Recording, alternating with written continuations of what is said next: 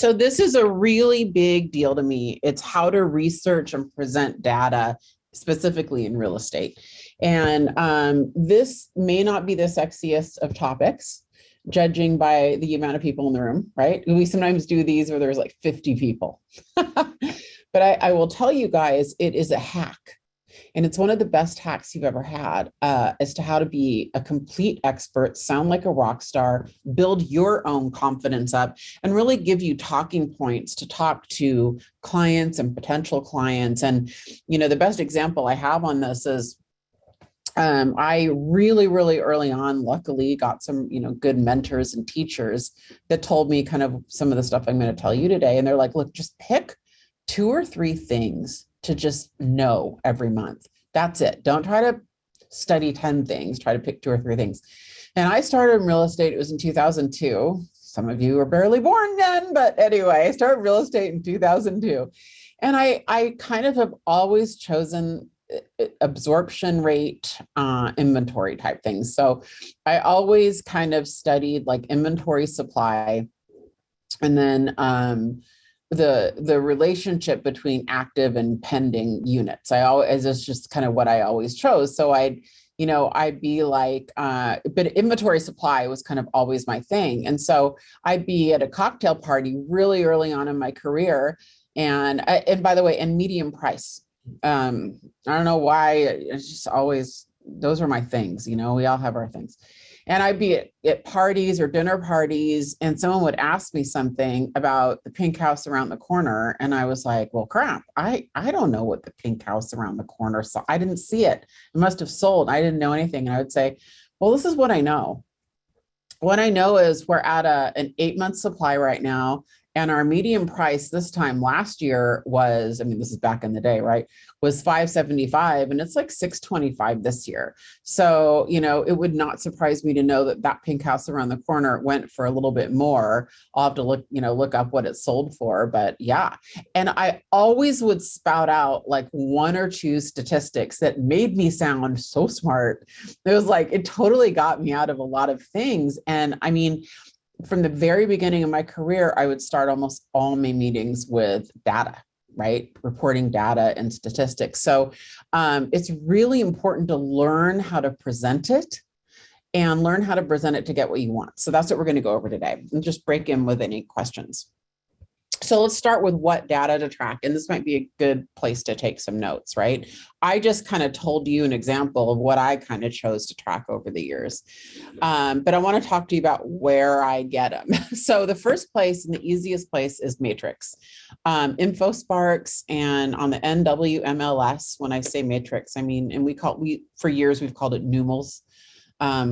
That's what we used to call it in my old office, Numels, NWMLS. So in Numels, there's Matrix. I do not use Matrix very often, so I am not an expert at teaching you how, but I have a feeling there are really good tutorials on there, and it'd be really easy to find out how. That's probably, for our newer agents in the room, honestly, it's probably the best thing to learn at this point, because it's directly through the MLS. It's not a third-party application. That said, from the very first year I've been in real estate, I've been using Trend Graphics since probably 2003. So, they get their data from the MLS. I don't necessarily think Trend Graphics is any better than the MLS, but you guys all know what it's like over time. Why would I learn a new thing?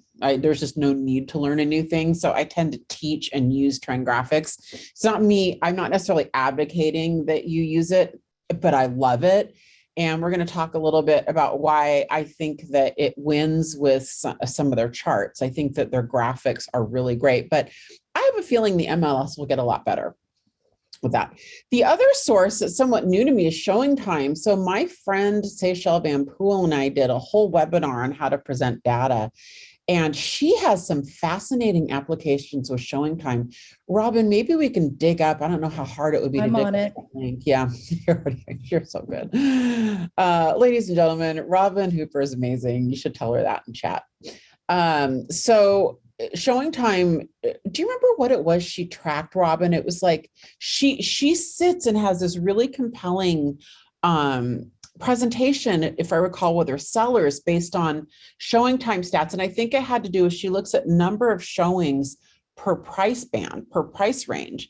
And she'll say, look, the showings peak from 400 to 600, and they dive from 600 to 700 on showing time over the last 30 days. If you go right at 599, we're going to get way more showings than if we come out of the gate at 650. So I think she would use it to kind of compel her sellers, if I recall. Does that sound right, Robin? That's what I remember was helping them, like when they were on that, like between two price points, which way to go. It was like that helped decide. I think so. So that's new to me. Apparently with Showing Time, it is a premium membership. You know, you have to pay more than the one we get free with the MLS. But I remember geeking out on it at the time, and I'll look into that more. I use Trend Graphics. You can use Matrix or Trend Graphics. Trend Graphics is available to all Ben Kinney, Keller Williams agents, which is great. So the other thing to remember to read every single month, the MLS Numels comes out with a press release of market data. That is what I base our second Tuesday of the month network meeting on. So at the second Tuesday, which there we go, second Tuesday of the month at 11 a.m., you always want to go to those. If you do nothing else, if you do nothing we're going to learn today, but once a month you go to those meetings, you will by osmosis learn how to talk data. Shell or anyone that goes to those regularly, have you found yourself kind of spouting out things that you heard, kind of regurgitating over time and seeing the trends at all? Anyone want to share? Definitely.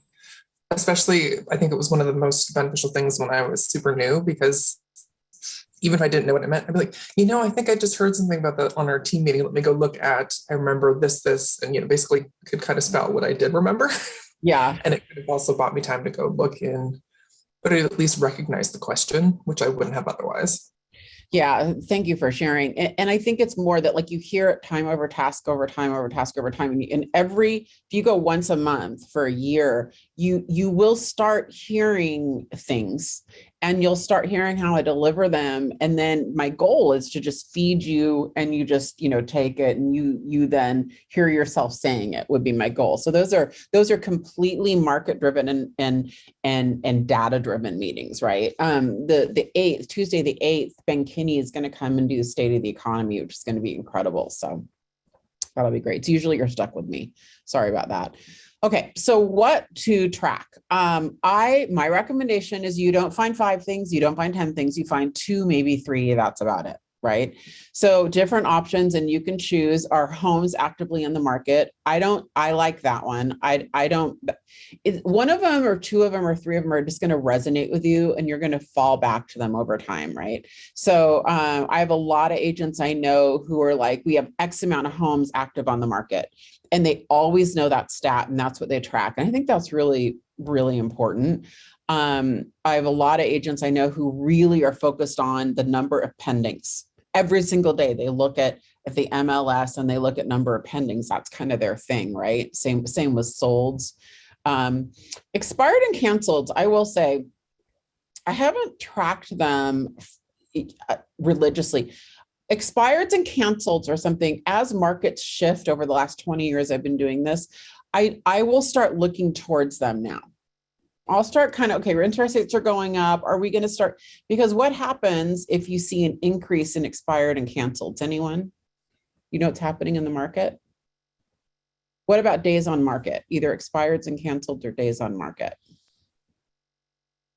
Shift. Yeah. It was me.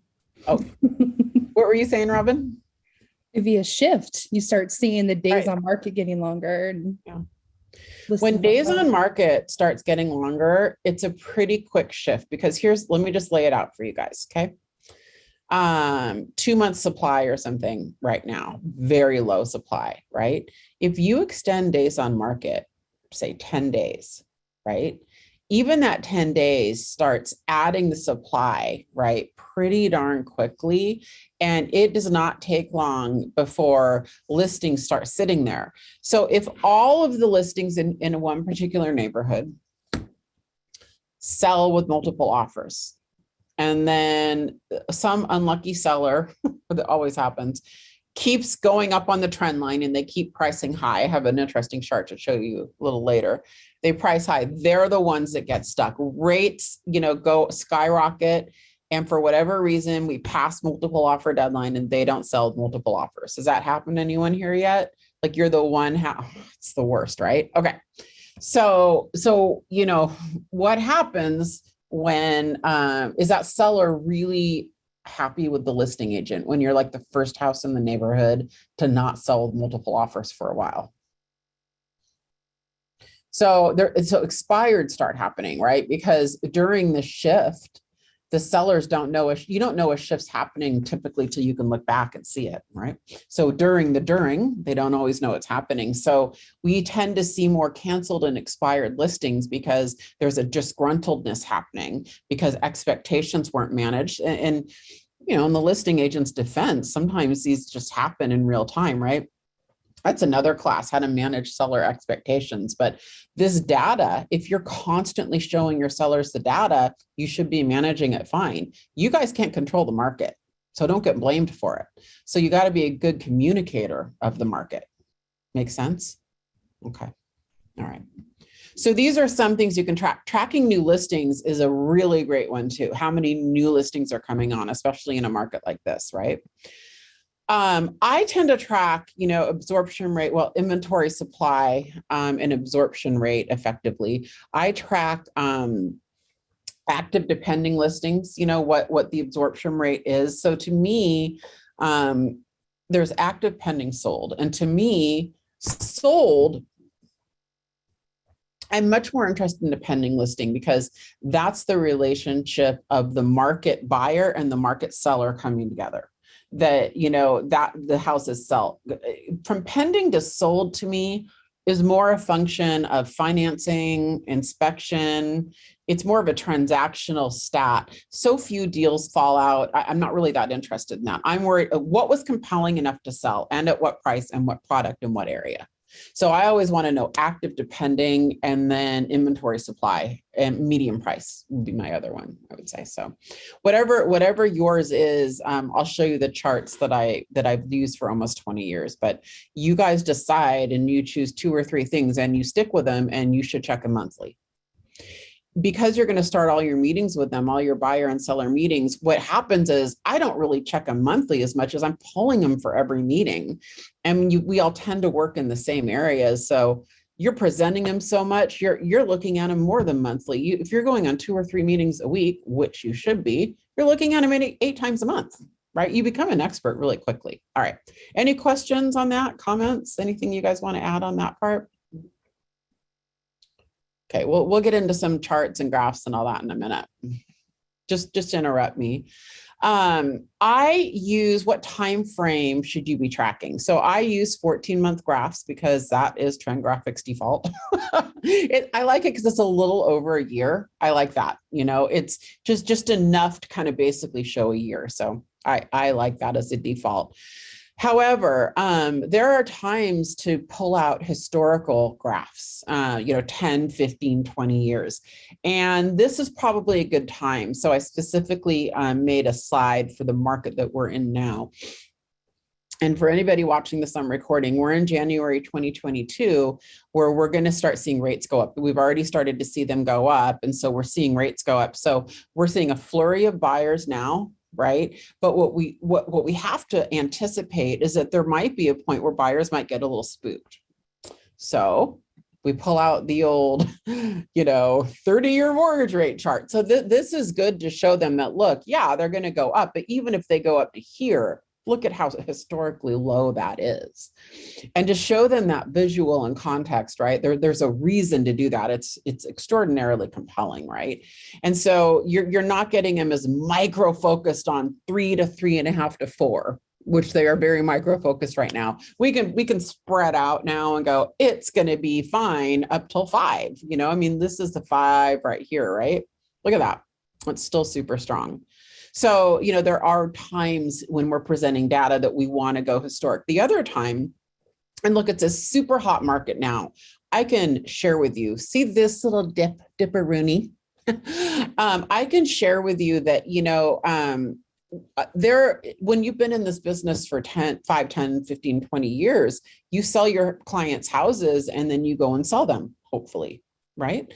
And I will oftentimes, in this beautiful market we're in the last few years, I will take a chart of when we bought their house. You know, sometimes it's been 8, 10, 15 years ago. And I'll go, look at how much this has appreciated, you guys.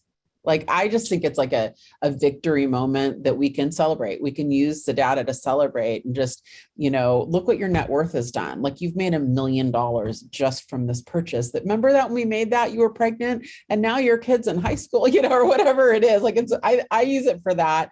It's just good bonding. I think it reinforces that I helped them make a good decision at the time. I can also mitigate against, you know, they do get pretty hyper focused with like monthly and daily fluctuations, almost like, you know, weekly. And so I think that kind of helps them pull out and get a little bit more focused on the big picture. But there's another reason to do it. So this particular chart is 98033 zip code, my zip code. And there's I think this might be the 1 to 2 million. No, it's not. So this is just all price bands I can see. I found this really interesting. So look at the spike on active. The gray bar is houses that are for sale and the blue bar is closed. Look at the spike in price that they are listing at now. It just spiked up. And I find that interesting because inventory dove down over the last few months. And as inventory dove down, those prices spiked up like sharper than a hockey stick. That's almost a vertical line. That's an alarming line, especially when you look at the context, right? So what does that tell you guys? What would my conversation be with the seller when I see that chart? Is now an extraordinarily compelling time to list in 98033. Oh my goodness, yes. Look at that spike, right? When we see a spike like that, do you think it keeps going all the way up or do you think it flattens out? Do you see any other one where it's just going straight up? No, you don't. So if I were, you know, meeting with a seller and I've got like 3 sellers that I'm going to be meeting with over the next week, 2 are in Mercer Island. I have a feeling the Mercer Island chart, should have pulled that one. I'm going to have some fascinating conversations about timing, like let's list yesterday. That kind of conversation, right? Between interest rates and between that statistic. I mean, it is an alarming, the closing one will follow, you know, behind it, but you can kind of see here, see how it precedes, see how the for sale precedes the closings. See, it spikes up there. And then, because we close 30 days later, you see that? See that right there? So you know, you have to be the interpreter of the data. We're going to talk about that in a minute. We don't just say, look at this chart. Robin, look at this chart. Look at that chart, Robin. Robin, Via said there's 2 data points. So there's a chart with 2 data points, right? No, what we do is we interpret it and we always want to draw it back to them. Okay, so we're going to stay focused on what are we tracking.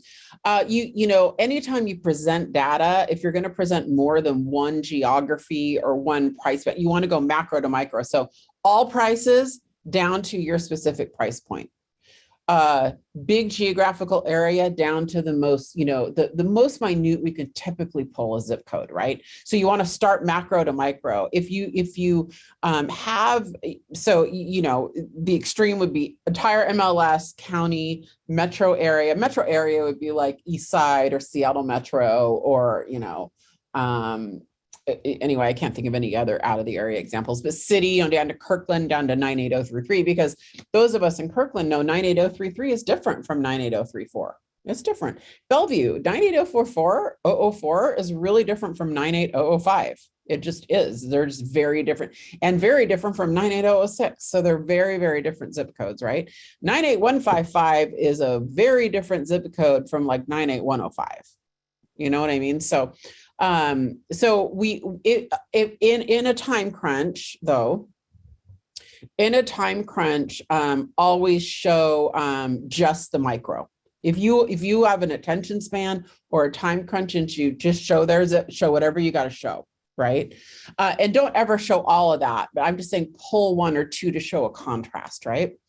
The other thing to track, besides geographic area, so if you're farming an area, if you tend to work a certain area, like maybe it's North Seattle, right?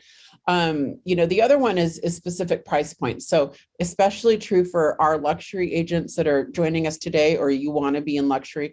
Some of you guys just really focus on that medium price point. And I think that's a great business model. In Seattle, that would be about $750. Some of our East Side communities, it's like 1.2, 1.3. And I just looked up Enumclaw for someone yesterday. It was $625. So, anytime I love that medium price point. It's just beautiful. Maybe you're a condo specialist, so you always want to track condos. You would always want to know condos, right? So, when you're looking at what you're going to track and what you're going to spend time on every month, think about all of these things that we went through. Courtney Cooper, she tracks houseboats. Her niche, that's her niche. So, yeah, there you go. Horsepower. Thank you, Robin. Robin added that because I did not put that in there. She's so good. Yeah. So horse property farm. So does this all make sense on what to track? Okay. I'll add a recap slide in here, Robin. I'm just making a note for next time. All right. So that was the what. So once you decide those 2 or 3 things that you're going to consistently track, let's talk about where are you going to use that? Where are you going to use that data? Number 1, you will use it in all presentations. You begin all real estate presentations and meetings with data, with the language of real estate. We call it lore sometimes, LORE, language of real estate, always. All listing presentations, and I'm going to go into some scripts in a minute, all buyer consults, and some of you guys know this story, but I've been pretty religious doing this with listing presentations. I had not, up till this story, been diligent about doing it with buyers. I don't know why, by the way. I can't explain why. Just for some reason, my instinct was to do it for listings and not buyers. So I got referred to this attorney in Seattle, and now this was like, I don't even know how long ago, 10 years ago. And it was 10 years ago, he was selling his like $3.5 million. It was like a sub penthouse downtown. I can't remember the building. It was like maybe 5th and Madison or something. And he wanted to buy something in Medina or Clyde Hill. It was going to be like 7 or 8 million in real estate, which you pretty much double that now. I mean, it's like a $50 million client right now. So I go and I have this meeting, and even end up showing him a house. I showed him a Seattle Supersonics house. It's really cool. End up showing a house. I thought it went really well, and he didn't hire me. And I said, okay, well, for my own personal growth, can I ask, why you didn't hire me? I really enjoyed you meeting your wife. Thought we connected really well. And he said, no, you're great. Like, you're great. And we did. But we ended up hiring an agent who came extraordinarily prepared to our initial meeting with market data and graphs, and told us what to anticipate and how come we could expect the market. And every time we had a showing, she kind of came prepared with that. And we opted to go with her. It's still hard to tell that story, and we had bonded. All the things that you learn in training, we did, I didn't do that. I didn't start the meeting with the language of real estate and graphs. And, it was an expensive lesson, but hopefully you don't have to learn it the way I learned it. You can just hear my story, and you can not go through that. So don't forget buyers. That was a list and a buy. I think what threw me partly, it's not an excuse, but we met in a coffee shop. That's a whole different conversation. Start all of your combos with it. But in order to, you can also use it in database market updates too, by the way. So, having a Zoom brown bag lunch once a month for those of your clients and your investors and your out of area realtors, maybe who want to have a Seattle market update, who are interested in this market for whatever reason. You could do a lot of things like that. I don't remember what I was going to say earlier, so I'll have to come back to that. Yeah, investor clients for sure. A lot of you who are working with investors at this stage locally are probably either outside of Seattle. If you're in King County, you're probably working with them on commercial and multifamily for the most part. But sometimes you have clients that still Still want to buy in King, buying single family in King County for investments, kind of the ship sailed a little bit, but maybe for flips. But a lot of you guys, gosh, our Lacey agents who are with us, Bellingham, Skagit, you know, maybe even Tacoma, you guys still have some investors looking at single family. All right. Consider using data and email, monthly market data email. We have free Brivity market reports that you can use. Monthly newsletters that has market data in it. People really, really like it. Again, monthly or quarterly investor clients for out of area investors and for out of area agents to build your referral network. They view you as the expert in your area when you send those out regularly. This is a screenshot of what a typical Brivity market report looks like. Again, you get these free as part of being a Ben Kinney Keller Williams agent, and it's great. I am a real estate agent who has access to the MLS, and I look at these. I somehow gone on Ryan's. This is my house that I sold 3.5 years ago. I still look at it, and I'm a freaking agent. Like, they're really good. They show you the data. They show you what's selling. These are the best things that I send to my database, honestly. And they're data. They're just data. They're not recipe cards. They're data, you know. It's not me and my dogs or my kids. It's data. You definitely use these in social media. We give you great graphics that I see a lot of you guys use, and you can brand those and put your own logo on them. For sure, you want to use those for that. You can also do video updates and post them everywhere. You can do Reels, you can do, you know, TikTok, Instagram, Facebook, you name it. You know, whatever. This is what our graphics look like. You know, everything we do, we want to try to have 30% red, if at all possible, so that, you know, we want the marketplace to see as much red as possible and see and feel the impact of the market share Keller Williams has, obviously. So these are no different. They're red. And, you know, you can do them as mailers. I love doing market data for circle prospecting. I think it's great. And for farming, for your farm. And I'll show you some examples in a second. So these are the Brivity marketer examples that we have and they're gonna eventually move into I think charts and graphs. So yeah, anyway. Okay. Go to the next one. Classes. So for those of you doing first-time home buyer classes, you always want to do some kind of market data.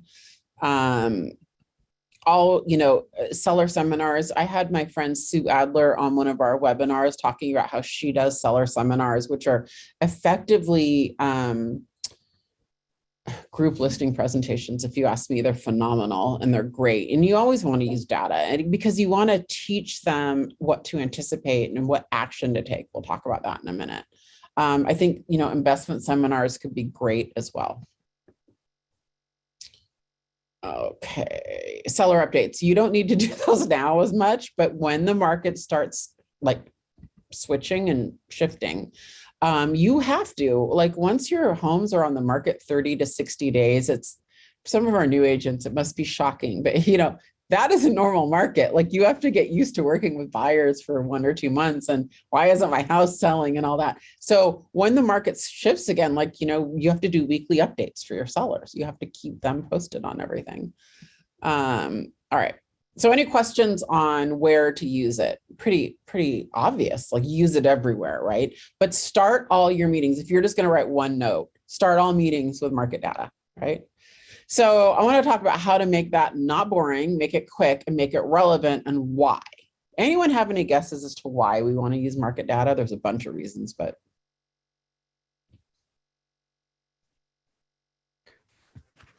Probably, I'd say where it's most useful is just to kind of combat some of the information that's out there that's just, you know, maybe not entirely correct.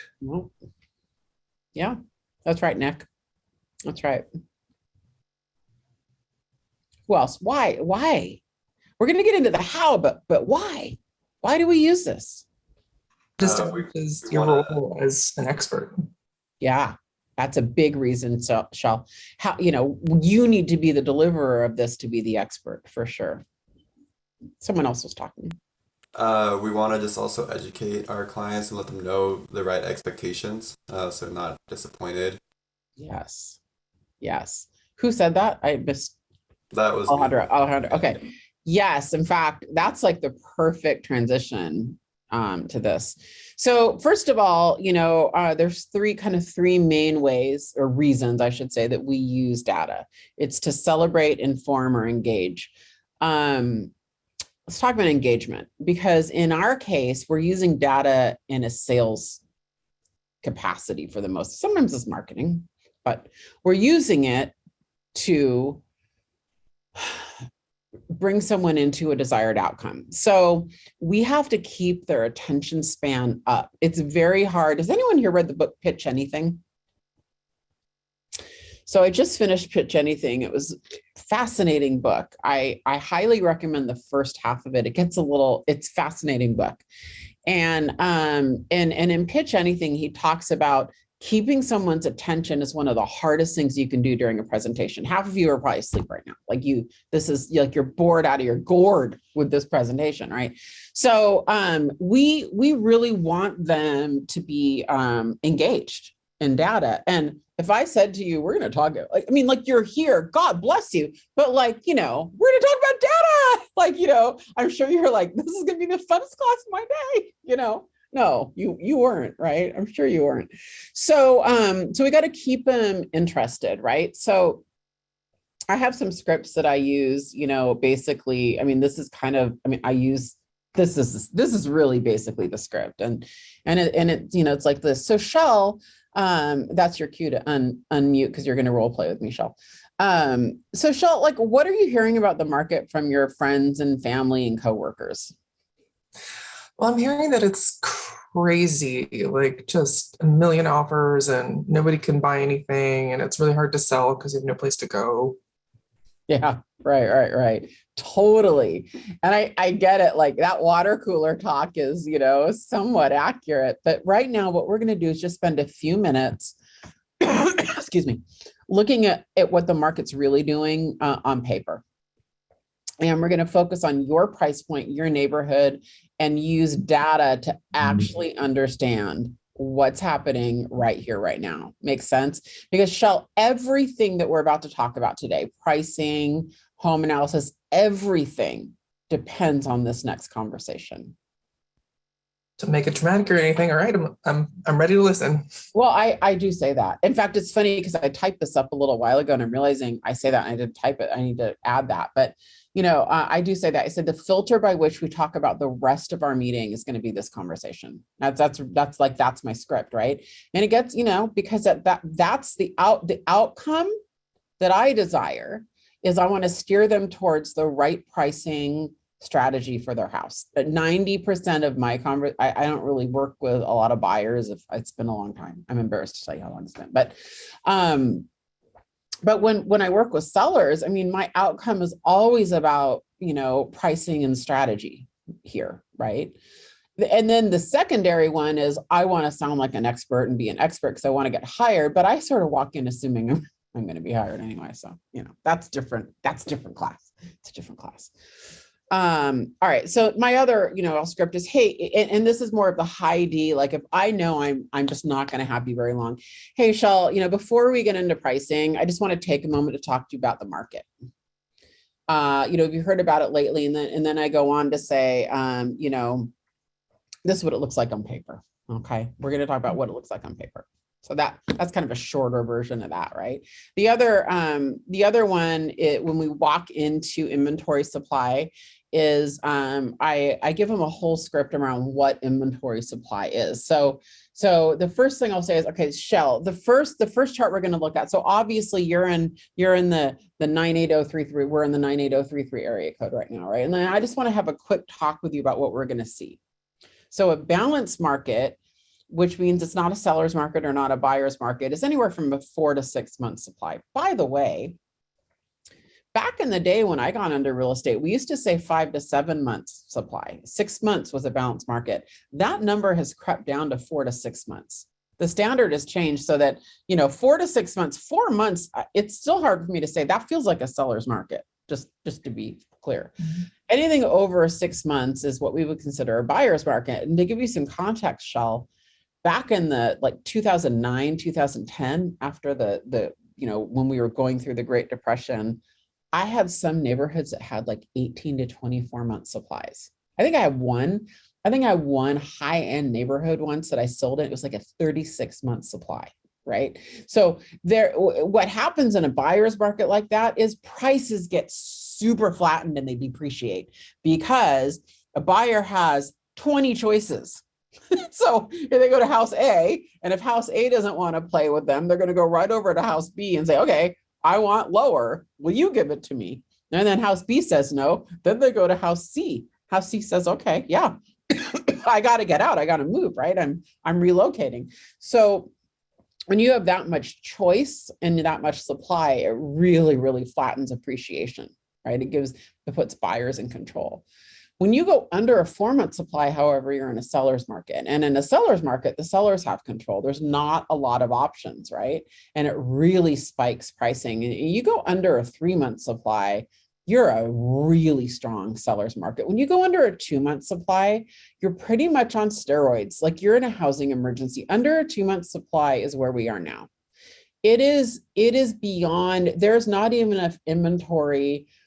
Some of our markets have a 2 to 4 week inventory right now, Shell. So we want to talk about what this means for you and how the context of our conversation today, we're going to talk about pricing and more importantly, what our multiple offer strategy is and why it's extraordinarily important to sell your house with us. Make sense? Makes sense. I'm excited. So let's pause on that a minute before I move into some charts. What are your guys' thoughts on all that? What if I was sitting in front of you and I was your agent? What would be going through your head during those conversations? I would think, it would depend on the education of your client, but I feel like I understand what you're saying, but would a typical client understand what you mean when you say 2-month supply, as far as like just putting it into context? Mm-hmm. Yeah, sometimes you have to explain it. They'll ask me. And so, I just explain what it means. I think it's on the script. Let's see here. Yeah, I put it on the script. Yeah, sometimes you do have to explain it, Nick. That's a really good point. So, if I could see body language that indicates they don't know, or sometimes they'll just come out and ask, I'll say, oh yeah. So what a real estate supply means, Nick, is that if we have 4 months of active homes on the market, inventory means active homes on the market for real estate. If we have 4 months supply, it means that if nothing else came on the market at all, it would take 4 months at the rate the buyers are buying for them to buy through the inventory. That's how we define supply. So when you have a 2 to 4 week supply, you're not even, it's done. There's no more houses in 2 weeks or 4 weeks. None. No houses whatsoever on the open market to buy, right? That's a housing emergency. It really is. So yeah, you do have to sometimes explain that. Really great question. So here's the big thing. And I think if you're taking notes, I would like you to write this down. You have to decide what you want them to know or do with this data. We don't just arbitrarily show data. I have an outcome in mind. So you need to have an outcome, excuse me, in mind.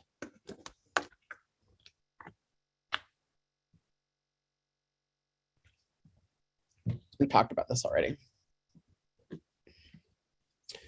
All right, so I don't know how I got macro to micro on here again. I think I screwed up on my order. This is a macro to micro chart though, jumping around a little bit. I apologize. Just created this class though. So when we're going macro to micro, this is a good example. This is Pierce, Snohomish, King, and Kitsap County here. And this is 98033 here. And there's no price delineation. It's just all prices, right? So what do you guys see? If I'm giving you a listing presentation and you're in 98033 and I show you this, what do you see? Does it pretty much mirror the 4-county for basically? By the way, I should have stated the lower amount of data, the charts get a little more volatile. So they're a little more flattened the more data you have. So this pretty much mirrors, I would say, the 4-county. There's not a lot that stick out necessarily. There's definitely a more pronounced bump up here. There is also a bump up here, though. I'm not sure, for the most part, to me, that mirrors it. It's not sort of different from that, right? Sometimes, though, if you're like, okay, this is the 4-county area, or this might be Seattle Metro, whatever, and then you can say, but we're a $4 million home in Arlington, and the news isn't reporting on $4 to $5 million homes in Arlington. The news is reporting on basically the 4-county area with no price bands, right? So, and if you're a $4 million home in Arlington, honestly, these charts are going to look really different. There's not going to be a lot of data on them, but number one, but number two, the days on market's going to be longer. There's going to be months and months of inventory supply. I mean, that could be a 30-month supply, right? It's going to be a different submarket. And what really matters to a seller, to a buyer, is the market that they're participating in. It has to do with price and geography, primarily in product, condo versus single family versus whatever. Does that make sense to everybody? So what the media, what they're hearing about, most people are talking about median price ranges and, in these prime 4-county areas. But your client, that might be irrelevant, right? So we have to be interpreters of the data to show them where they fall in relation to what they're probably hearing about. We may have to course correct them. They may be in a weaker market, they may be in a stronger market. All right. So we need to be interpreters of the data, like I just said. And does anyone here know what WIFM means? I use it a lot. What's in it for me? What's in it for me? That's right. Why do they care? Why do you care about any of this? I'll tell you why you care about this whole thing. This is going to get you guys, if you master this, how to present data and how to talk about this, it accomplishes so much in your real estate career. You will 1000% convert better. You will convert better at open houses, at presentations. You will get more appointments, and you yourself will feel more confident, and that will help you convert better. So that's some of the reasons. I would argue it could be used as marketing as well. So you need to use this data to really communicate what's in it for them and move them towards whatever your desired outcome is. So, some things I might have looked at on those two charts side by side is, how was 98033 doing compared to the greater market? Was it underperforming or was it outpacing? Because sometimes it's both, right? And so you want to say that. So I might say, Nick, as you can see, we're really outperforming the market. We are doing better than King County or the general East Side or Tri-County area. We're doing way better. Or, Nick, as you can see, this price point in this area is actually kind of underperforming the market. We're not quite where a lot of your friends and family are that are probably telling you those stories. So we need to look at this particular submarket a little differently, right? So I'm leading him towards, where I want to price their house. Are they going to hire me, right? The desired outcome is hire me, price it where I want, right? And I'm very clear about that with the data that I'm showing him. So some of the other reasons and outcomes you might desire is, that's just interpreting them. But, do you want your seller to list their home low to get multiple offers, maybe? Do you want your buyer to, stop being conservative and offer more money? Do you need your buyers to understand where the market's going, where it's been, and feel safe and understand that they are going to have to offer more and waive a lot, right? What is your outcome? You're looking at your outcome here. Do you want your seller to lower their price? It happens. Even in this market, it happens sometimes. Do you want to manage expectations on multiple offers for buyer or seller? Sometimes we know that they may not get multiple offers, and we have to manage that expectation because they will be profoundly disappointed if they think they're going to and they don't. So, and same with buyers and sellers alike. So you have to decide what your outcome is, and you're steering them to that outcome, right? You also need to make them relevant and just literally tell them why this is important to them. Make sense? Okay. So I have always used visual charts, but I actually read a summary of a book called Storytelling with Data. And it talked about and it affirmed that there's phenomenal research that you should use a chart. You should use a chart, not a data table. Data tables like a spreadsheet, right? And I love data tables. So I'm probably guilty of showing some data tables a little too much. So my rule is I do not show any chart that has any more than 2 data points, maybe 3, sometimes 3, but almost always it has only 2 data points. I think it gets super confusing when you're showing any more than 2 data points. And I would really make sure you have a reason to show a 3rd data point. The default on trend graphics is 3 data points.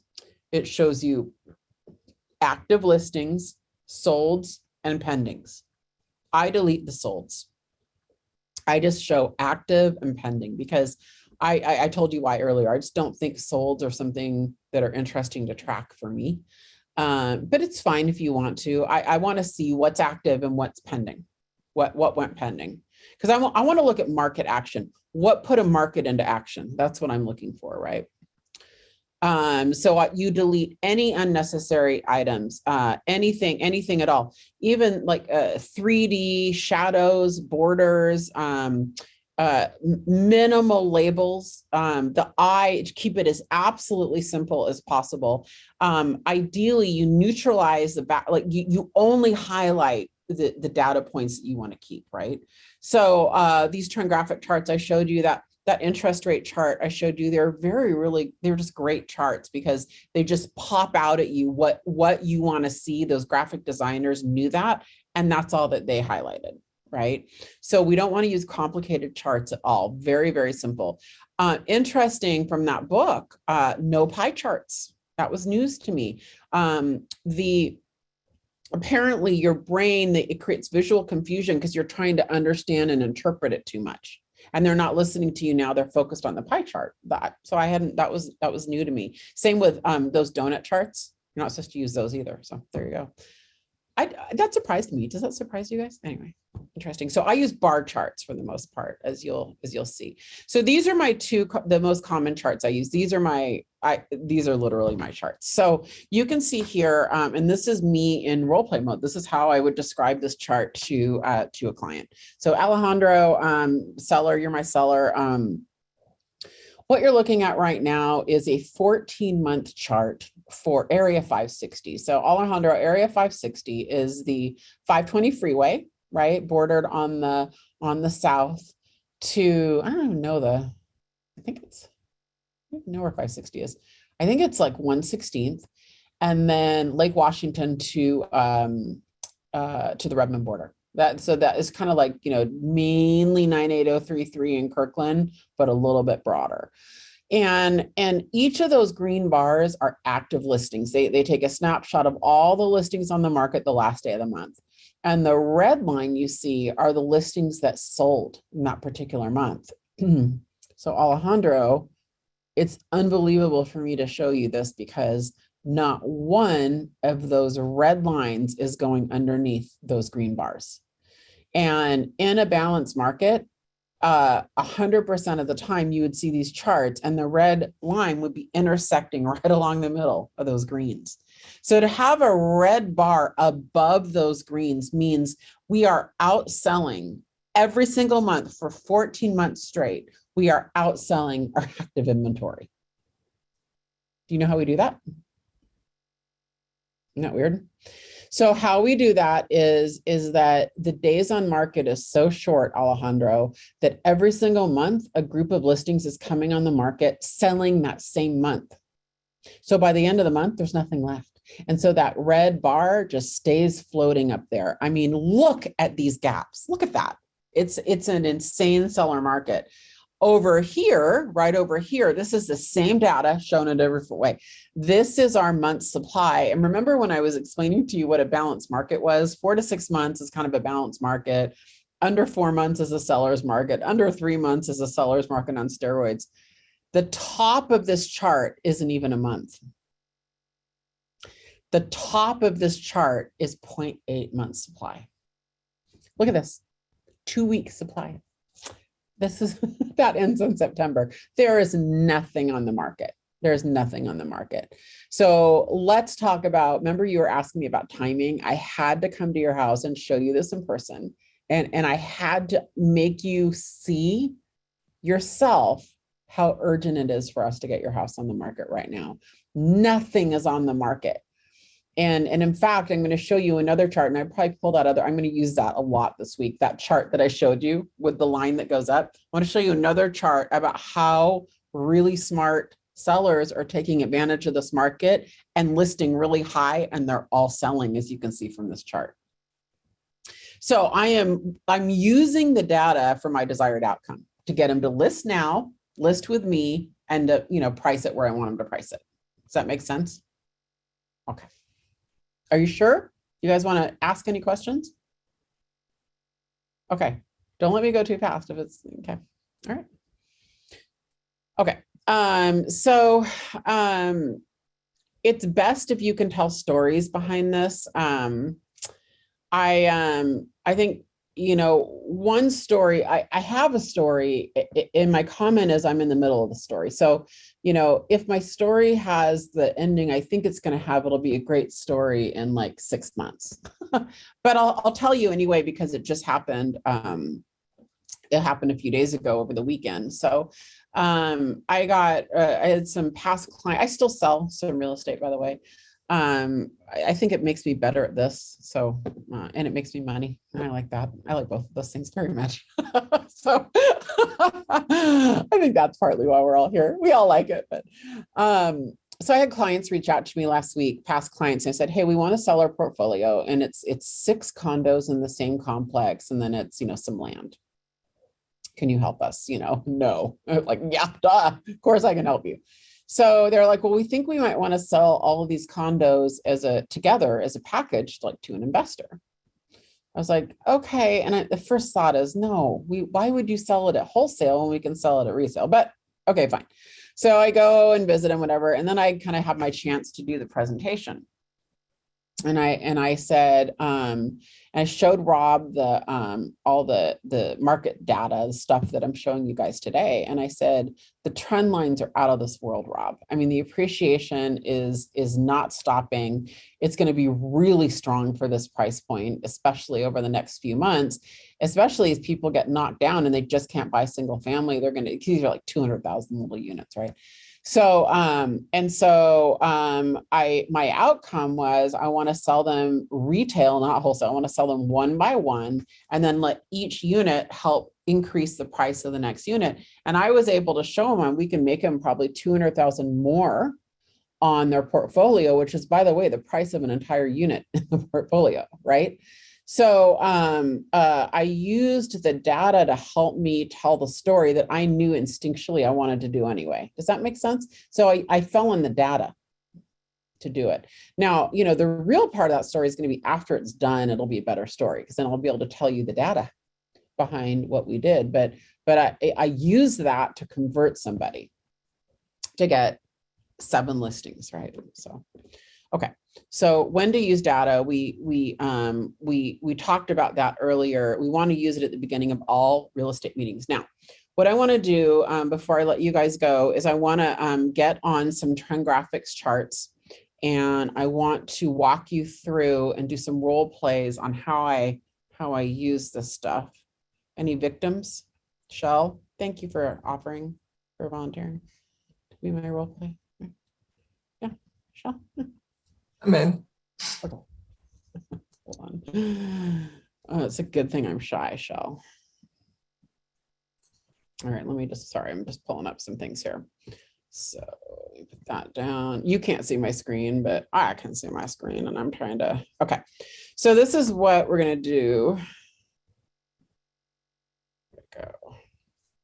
No, we go. King County. Okay. I'm just going to show you some random examples on how I use this stuff. Okay. But, you know, my one challenge in teaching this class right now with today's data, just full disclosure, is that there's not a lot of outliers. When the market starts shifting, we'll see more outliers. So this is one of those classes that, honestly, it's the network meetings. If you go to those network meetings once a month, I feed you with scripts. As things come up and we start seeing more and more outliers, areas or price ranges or sectors that are underperforming or outperforming the market, I'll start feeding you with those scripts. Right now, there are not a lot of outliers, you know, which is, you know, pros and cons to that, right? Okay, so let's start with King County. Actually, you know what I think I'm gonna do? I think I'm gonna do my desktop. Put you guys down here. Do my whole desktop. Okay, so on the left is King County, and on the right is King County. Let me scoot you guys down. On the right is King County, just 1 to 2 million. Okay, actually, let me show you one. I'll show you one more. Oh, Lord, sorry, it's all going crazy right now. That's 1 to 2. 1 to 2 million. Hold on a minute here. Bear with me, folks. Bear with me. Okay. Sorry. I'm going to probably end up resharing. Okay. I'll put these on a slide deck for next time. Don't you worry. Thanks for being my guinea pig. So on the left, oh, I probably have to reshare it. It sounds like it does weird things. Looks like the middle and the right graph were the same. Okay, so we have, oh, are they? No, they're not. Okay, good. So we have 3 charts in front of us. You could see 3 charts, 3 graphs. Mm-hmm. Okay, the left is King County only. The middle is King County $1 to $2 million prices only. And the right is 98033, 1 to 2 million only. Look at on the second and third, they are almost identical. You see that 98033 almost mirrors King County. Isn't that amazing? But when you look at the far left, right here where my cursor is, King County, and then you look at King County, you know, 1 to 2 million, I do see some differences. I mean, it's much more pronounced on the far left chart. It was definitely more pronounced, I think, a little earlier on in the last spring market. So like March, you can see that March of 21, it definitely felt like there's more houses being sold probably in lower price points, right? It's just a little more dramatic then. So how I might use that is, you know, I might walk you through that, Shell, and I might say, you know, Shell, since we're looking at a $600,000 to $700,000 price range, I think that it would be important to try to get on the market, you know, in March. I've noticed a spike up year over year in March for homes under $1 million. And I would want you to grab that market because there's a little dive down that we saw last April in both of these price points. And I just want to get ahead of it. And I want to get you in a situation where, you know, where you're capitalizing on that. Now, let's pretend I'm meeting with them in March, though. A little late for that, right? So if I'm meeting with them in March, what I might say about April is, you know, Shell, I think that April would be a great time. Next month is perfect timing because there's slightly fewer, although I hate that because there's more active and less pending. That's less April. I can't use that script. Well, I'd try to find a story with the data to try to, you know, get you to feel good about a decision if I felt like you needed to make that decision. I actually am not really in this to try to manipulate people, though. I mean, like, I actually want to look at the data and give them good advice. So what I might look at it and say, hey, I think we're going to be just fine. It's a super strong market. There's a slight undulation that happened last year, you know, full disclosure, where we spiked houses on the market a little bit. and pending sales flattened a little bit. And, it was still so far over the line that I don't think it's going to make a difference. So, hey, the sooner we can get it prepped, the better. The March data looked a lot better last year. I think this year, the story might be a little different because we're looking at interest rates rising. And so just the sooner the better anyway. And I still think we're in for a really strong spring market. So no matter when we bring it on the market, as long as we're pushing towards that deadline, it's going to be fine. So I just might make him feel good about the decision. I mean, the data is so strong either way that it's like, it doesn't really make a big difference. But this is a way that I might use different, starting with macro and going micro, like, Shell. Oh, you're right. Oh, you're right. I see. Now I see what you're saying. Oh, no, this is 98033 actually. Yeah, it's named. Oh, yeah, no, I labeled it wrong. Yeah, I see what you're saying now. That's why it was mirroring it exactly, huh? Let me see if I can find 98033. I probably don't have it. Oh, I just probably have 98033. Can you see the 98033 one? Yep, and it says zip 98033 on this one. Yeah, it does not. It's not 1 to 2 million. So we would want to compare. This one to the King County one. And the thing about it is when you get less data points like this, guys, like honestly, it is more of a volatile chart, which is sometimes why you can't go to a zip code. There's just not enough data and it's just like big spikes up and down. One of the great things about trend graphics is there's a cheat sheet down here. See where I'm highlighting? And it's called the market snapshot, and it is your script. If you don't know what to say, you can basically read this and say, hey, homes for sale in December, you guys, 3 units on the market in 98033, December 31st. When I don't even know what to say about that. That is shocking. That is shocking to me. So 98033 is really probably one of the hottest zip codes in the entire state. It's just, I don't know what to say. That's down 80% year over year.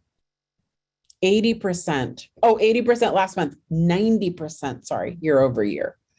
Homes placed under contract in December is 19 units. That is down 36.7% compared to last month and down almost 50% compared to last year. The reason, Mr. Seller, pending homes were down is because inventory was down. You can't sell what you don't have. So I can assure you that had more homes been on the market, more homes would have sold. Right. So that's why the red bar sometimes follows the green bar. Now, the other way to explain this all is you can explain it, you can use the same data, but just, use an inventory supply chart. Again, on the left, we have King County, and on the right, we have 98033.